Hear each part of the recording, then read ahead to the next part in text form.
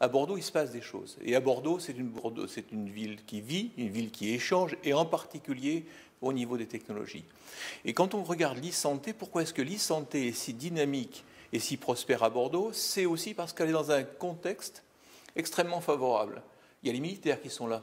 Il faut savoir que les militaires, en particulier avec Thales, sur toutes les technologies, je dirais, du numérique, sont extrêmement en pointe et sont reconnus dans le monde entier. Et le contexte bordelais fait qu'il y a en permanence des échanges entre les différents acteurs, je dirais, du numérique. Et Bordeaux, et c'est depuis 10 ans, c'est finalement relativement assez récent, a développé des quantités de lieux, alors que ce soit des restaurants, que ce soit à la chambre de commerce, que ce soit les clusters, que ce soit d'autres associations professionnelles, où les uns et les autres se rencontrent et où il y a des fertilisations croisées. Et je pense que Bordeaux sera une terre du futur.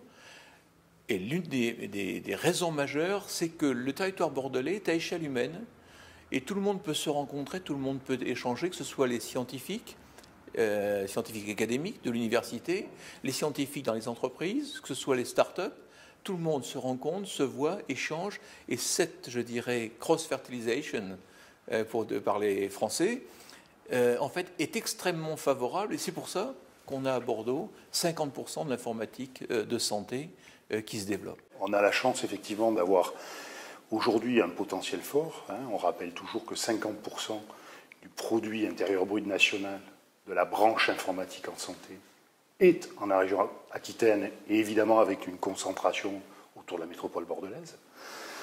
Et à ce titre-là, le Conseil régional d'Aquitaine, la métropole de Bordeaux ont bien entendu identifié très clairement quel pouvait être le levier majeur de développement économique et de croissance de la région. Peut-être que le numérique est demain pour l'Aquitaine la possibilité en définitive d'embrasser fortement une deuxième révolution industrielle à laquelle nous ne pourrons échapper, ce qui n'a pas été le cas de la première révolution industrielle. Donc il y a un vrai défi par rapport à ça. Si j'en reviens plus spécifiquement au cluster, c'est vrai que le cluster a été initié il y a maintenant plus de 5 ans, avec une volonté forte du Conseil régional, qui a souhaité que ce cluster soit catalyseur. Alors catalyseur dans plusieurs domaines. D'abord, on est un carrefour, un bouillon de culture entre les industriels, les équipes de recherche, universitaires, les utilisateurs, les usagers. Et donc, notre rôle est évidemment d'apporter des solutions de formation aux industriels lorsqu'ils sont défects. Donc, on a créé deux formations fortes au niveau du cluster. Le premier, diplôme d'université télémédecine en France.